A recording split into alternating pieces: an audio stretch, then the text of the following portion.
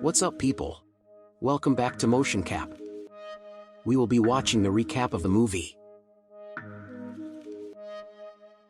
Breaking and exiting. Enjoy the video. Are you okay? Harry is a middle-aged man who robs houses for a living.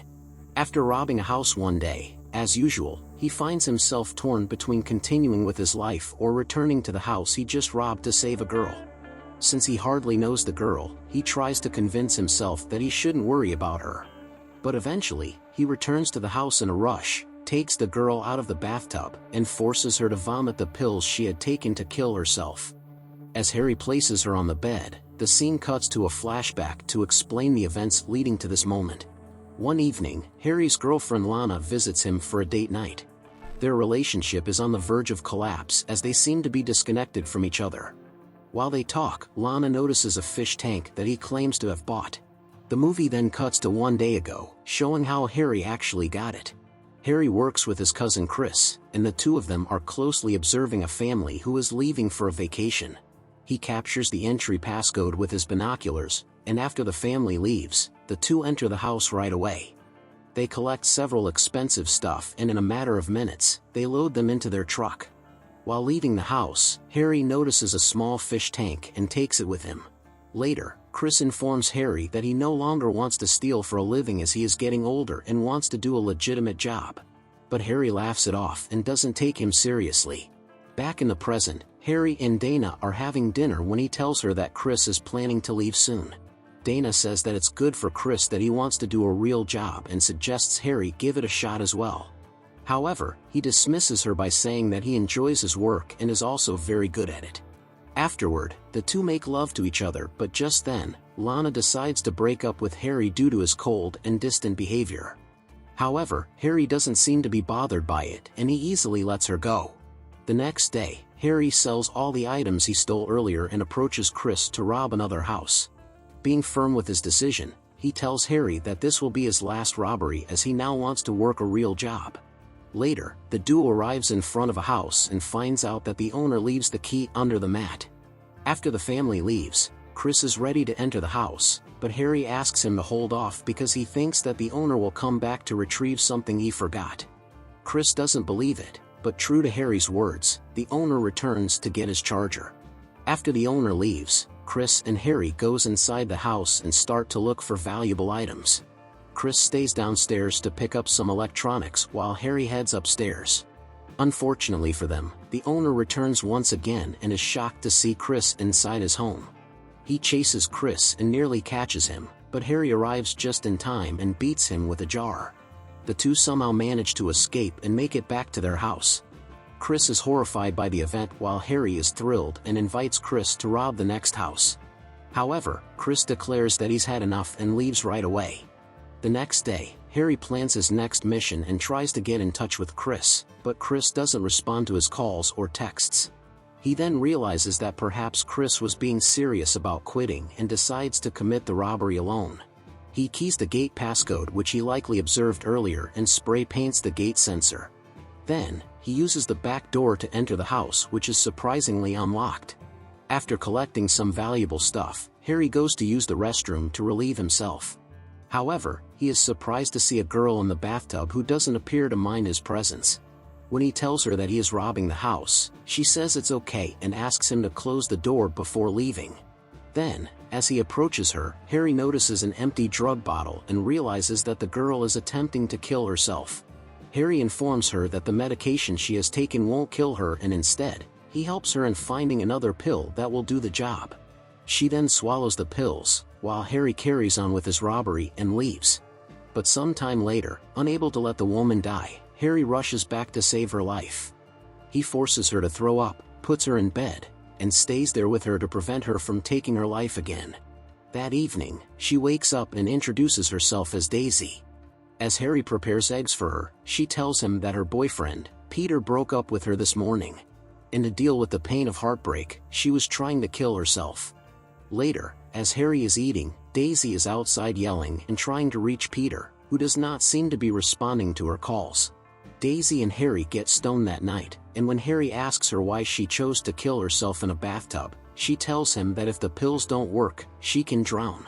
But Harry suggests that the swimming pool would be a better option for that, and Daisy responds by saying that she hadn't thought of it.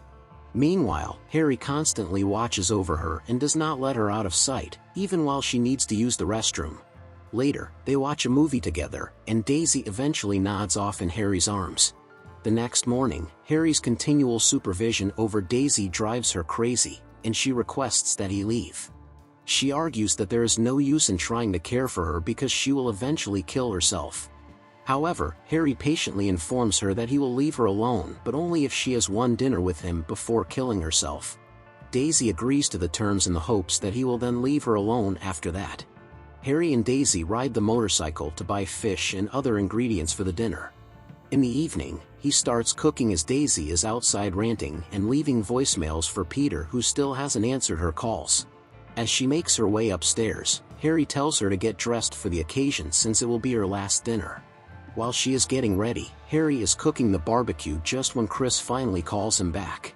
Chris tells him that he has moved on with his life, and the two of them wish each other luck in their respective professions. After finishing his preparation, Harry puts on his best attire for the evening. On the other hand, Daisy also makes her way downstairs beautifully dressed.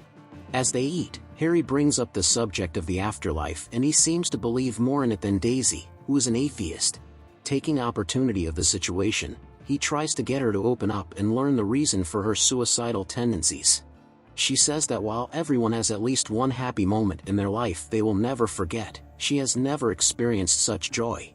Daisy claims that she has always felt hollow and lifeless within, and that she has no reason to carry on living this way. Harry then cheers her up, and the two of them have fun together while singing karaoke and dancing. As they are relaxing by the pool, they are surprised to hear the doorbell ring. It turns out to be the local officers who arrived after a neighbor complained about the noise. The police also interrogate them on the broken door, but Harry and Daisy handle it by acting like a couple and expressing apologies to the policeman. After the police leaves, Daisy has a mood swing and becomes irritated with Harry's stubbornness and trying to stop her from killing herself. Following a brief argument, she gets a call from Peter and goes outside to pick it up. Seeing this, Harry becomes upset and tries to leave after realizing that there's no point in trying to persuade her. It seems like Daisy has been attaching herself to those who have caused her problems. As he starts the car to leave, Daisy jumps in front of him. She asks him to stay, but Harry screams at her, claiming he does not understand what she wants. He tells her that he will leave her to do as she pleases from now on. After that, he drives off, and Daisy goes inside and has an emotional breakdown. While Harry stops to fill up his car, he convinces himself that he does not care about her. But no matter how hard he tries, he finds it tough to give up on her. He returns back to her home right away, worrying she might have hurt herself. When he reaches her home, Harry discovers that all the doors are locked. But then, he remembers that he had earlier given her the idea to drown in the pool, so he goes there. Fortunately, he finds her there floating and immediately pulls her out. Daisy is surprised by Harry's unwavering determination and asks him about it, but even Harry does not know why he cares about her. He places her to sleep and plans to leave, but Daisy asks him to stay and they sleep together. In the middle of the night, Daisy is having trouble falling asleep, so she wakes him up. Then, while they are dancing, Daisy asks Harry how he knows she won't kill herself again, to which he responds that she closed all the doors as if she wanted him to find her. Then, they kiss each other and they make love. The next morning, Harry gets up early and starts making breakfast. However, he is startled when Peter and his fiancée Cynthia show up in the house. It turns out that it is Peter's home, and Daisy no longer resides there after their breakup. It is revealed that Peter cheated on Daisy with her ex-best friend Cynthia, who is currently pregnant with his baby. Meanwhile, Peter tells Harry to stay away from Daisy, claiming she is insane and has mental problems. He tries to call the police, but Harry snatches his phone and throws it away. Before leaving, Harry asks Daisy to express her feelings to those who have wronged her. Letting it all out, Daisy scolds Cynthia and Peter for all the troubles and heartaches they've caused her. Afterward, Harry and Daisy arrive at his house only to find out that he has been robbed. The movie ends with Harry narrating that life is a summary of the decisions we make and that each day is an opportunity to decide what we want.